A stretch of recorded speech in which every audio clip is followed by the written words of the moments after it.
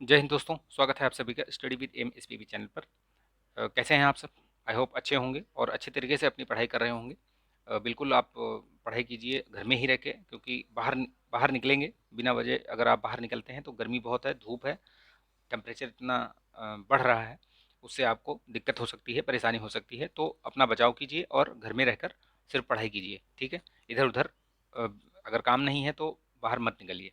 चलिए शुरू करते हैं ये वीडियो, ठीक है? ये वीडियो जो है, और अगर आप इस चैनल पर नए हैं, मैं इसमें बहुत खास खास बातें बताने जा रहा हूँ, इसको लास्ट तक जरूर देखिएगा, ठीक है?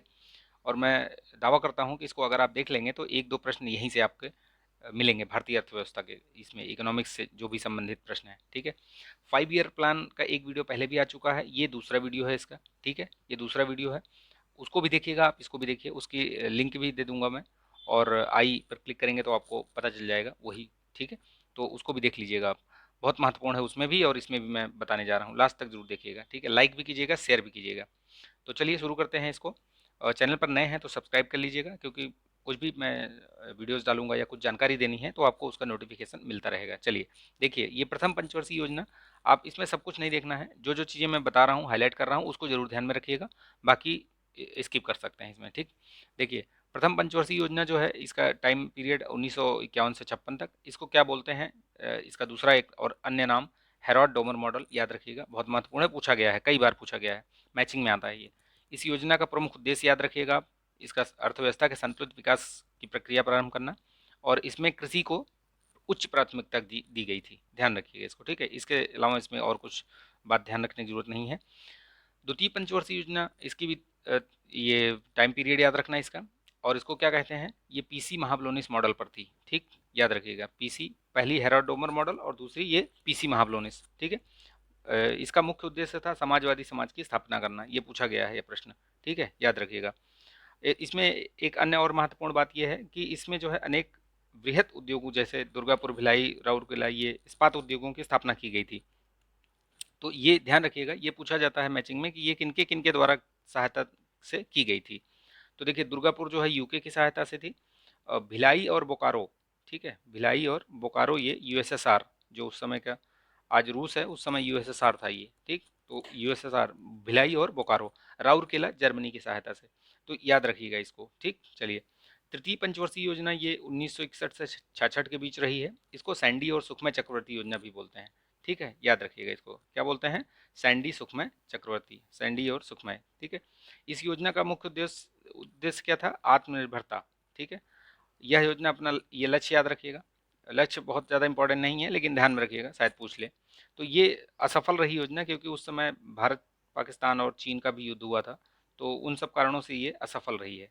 योजना अवकाश कब कब से कब तक रहा? तो योजना अवकाश देखिए, ये 66 से लेकर के 67 और 68 से लेकर के 69 के बीच योजना अवकाश रहा है, ठीक है? चलिए नेक्स्ट देखते हैं। तो इसमें क्या है, बताया है कि इस अवधि में 3 वार्षिक योजनाएं तैयार की गई थी। पहला, इस अवकाश अवधि में कृषि और संबद्ध क्षेत्र, उद्योग क्षेत्रों को समान प्रधानता दी गई थी, दोनों को। योजना अवकाश का मुख्य कारण वही पाक संघर्ष और ये बताया था मैंने, सूखा के कारणों से जो है इस ये मतलब असफल रही, अपने लक्ष्य को प्राप्त नहीं कर सकी। चौथी योजना देखते हैं, चौथी क्या है ये इस योजना का मुख्य उद्देश्य क्या था? स्थायित्व के साथ विकास एवं आर्थिक आत्मनिर्भरता की प्राप्ति, तो ये ध्यान रखिएगा। और इसमें भी था समाजवादी समाज की स्थापना करना, ठीक है?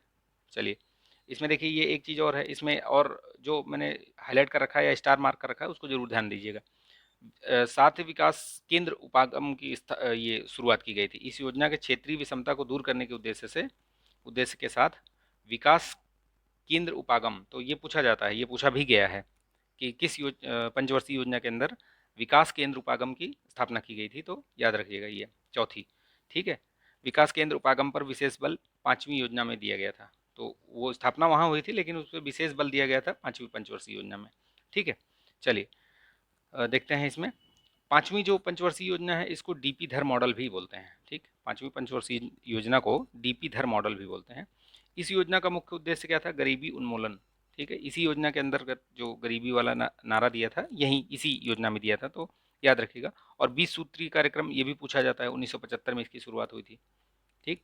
याद रखिएगा, ये पूछे गए प्रश्न हैं, इसीलिए मैं इन पर जोर दे करके मैं आपको बता रहा हूँ, नहीं तो फिर ऐसे तो बहुत सारा चीज़ है, उसको पढ़ते पढ़ते आप कितना पढ़ेंगे, ठीक है। इस योजना में पहली बार गरीबी और बेरोजगारी पर ध्यान दिया गया, तो ये भी याद रखिएगा, ठीक। जो महत्वपूर्ण है उसको मैंने हाईलाइट कर रखा है या मैं अभी अंडरलाइन करके बता रहा हूँ आपको, ठीक है। चलिए नेक्स्ट देखते हैं। इसमें छठवीं पंचवर्षीय योजना 1980 से 85, ये इस योजना का प्रारंभ रोलिंग प्लान जो 78-83 थी, जो जनता पार्टी के द्वारा बनाई गई थी, को समाप्त करके की गई, ठीक है। जनता पार्टी आई तो उसने समाप्त कर दिया था, रोलिंग प्लान लेकर आए थे वो। और रोलिंग प्लान जो है, क्या किसने दिया था रोलिंग प्लान का जो ये सुझाव, तो ये जी मेडल करके एक अर्थशास्त्री हैं थे, उनके उनके द्वारा ये दी गई थी, ठीक है। तो ये मोरारजी देसाई ने उस समय जब जनता पार्टी की सरकार थी तो उन्होंने इसको स्वीकार किया था और ये योजना चलाई थी, ठीक है। याद रखिएगा इसको, गरीबी उन्मूलन उन्मूलन और रोजगार में वृद्धि, ठीक है, इसी योजना में। तो याद रखिएगा इसको, जो चीज़ें खास हैं वही मैं आपको बता रहा हूँ, बाकी सब जानने की ज़रूरत नहीं है।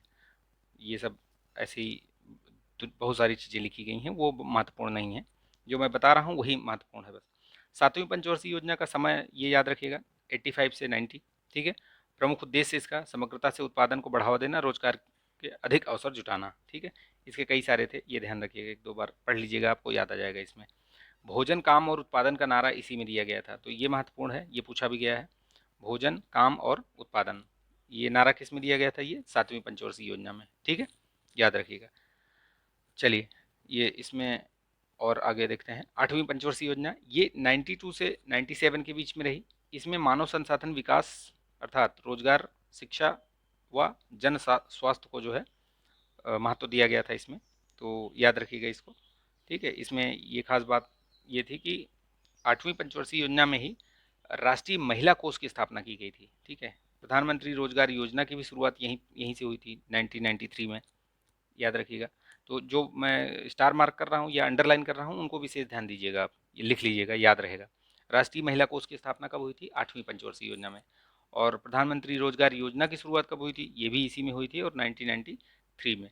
योजनाओं से प्रश्न बहुत पूछा जाता है, मैचिंग में आता है बेसिकली, और कई तो डायरेक्ट पूछ लिए जाते हैं कि कब शुरुआत हुई थी, इस योजना की शुरुआत कब हुई थी। नौवीं देखिए, नौवीं पंचवर्षीय योजना 97 से 2000 के बीच में थी। इसका जो उद्देश्य था, सर्वोच्च प्राथमिकता जो है न्यायपूर्ण वितरण एवं समानता के साथ विकास, ठीक है, ये पूछा जाता है, तो ध्यान रखिएगा। इसकी जो उद्देश्य हैं उनको भी थोड़ा सा ध्यान में रखिएगा, कई बार मैचिंग में पूछा गया है। 10वीं पंचवर्षीय योजना कब से कब तक रही, ये 2002 से 2007 के बीच रही है, ठीक है। इसका उद्देश्य क्या था, देश में गरीबी और बेरोजगारी समाप्त करना, अगले 10 वर्षों तक प्रति व्यक्ति आय को दुगनी करना, ये इसका जो है उद्देश्य था, प्राथमिक उद्देश्य, ठीक है। इसमें इसके जो जीडीपी का लक्ष्य था 8% था, और हासिल किया था ये 7.5%, ठीक। तो याद रखिएगा इसको, इस तरीके से ही याद रखना है कि एग्ज़ाम में जो है आपको इससे फ़ायदा हो, ठीक है। दुनिया भर की बातें लिखी हुई हैं, वो सब पढ़ने की ज़रूरत नहीं है इसमें, ठीक। चलिए देखते हैं 11वीं पंचवर्षीय योजना, ये 2007 से 12 के बीच चली है। ये इसका जो प्रमुख उद्देश्य क्या था, तीव्रतम एवं समावेशी विकास, ये पूछा गया है, कई बार पूछा गया है, तो याद रखिएगा। इसका जो लक्ष्य है वो ध्यान रखिएगा। तो ये हो गया 11वीं पंचवर्षीय योजना। इसी में क्या है, 11वीं पंचवर्षीय योजना के इसमें शिक्षा के लिए विषय वस्तु थीम अनिवार्य प्रारंभिक शिक्षा, इसी में जो है बोला गया था 11वीं पंचवर्षीय योजना में। और 12वीं पंचवर्षीय योजना क्या है, इसमें 2012 से लेकर 17 ये आखिरी पंचवर्षीय योजना थी, इसके बाद नीति आयोग शुरू हो गया, ठीक। तो 12वीं पंचवर्षीय योजना में जो लक्ष्य था वो था इसका अधिक तीव्र, अधिक समावेशी एवं धारणीय विकास। तो ये पूछा भी गया है कि धारणीय विकास और ये सब चीज़ें कहाँ से शुरू हुई, किस पंचवर्षीय योजना से, तो 12वें से, ठीक है, 2012 से 17 के बीच में, तो याद रखिएगा इसको, ठीक है। तो ये महत्वपूर्ण महत्वपूर्ण बातें मैंने आपको बताई हैं, इनको एक बार दो बार रिवाइज कीजिएगा, और जहाँ आपको लगता है वो आप पॉज करके उसका स्क्रीनशॉट लेकर के आप उसको पढ़ सकते हैं, ठीक है। लेकिन जो परीक्षा के दृष्टिकोण से महत्वपूर्ण था वो मैंने बता दिया है, ठीक है। इसके अलावा और कुछ नहीं पूछा जाता इस टॉपिक से, लेकिन एक दो प्रश्न इससे आपको देखने को मिल सकते हैं, जो भी आगामी परीक्षाएं हैं उसमें से आपको मिलेगा, एक आध प्रश्न तो इसमें से मिलेगा मिलेगा। तो ठीक है, इसको देखिए, लाइक कीजिए, शेयर कीजिए दोस्तों के बीच में, और नए हैं तो सब्सक्राइब भी कर लीजिएगा चैनल को, बेल आइकन प्रेस कर लीजिएगा, ठीक है। और भी बहुत सारे वीडियोस पड़े हुए हैं चैनल पर, आप जाइए उसका लाभ उठाइए। ताबड़तोड़ रिवीजन सीरीज है, उसको देखिए, उसमें जितने वीडियोस हैं एक एक वीडियो से एक एक क्वेश्चन आपको मिलेगा, 100% मिलेगा। ठीक है, चलिए, ठीक है, मिलेंगे नेक्स्ट वीडियो में, तब तक के लिए अपना ध्यान रखिए, स्वस्थ रहिए, मस्त रहिए, बिंदास रहिए। जय हिंद।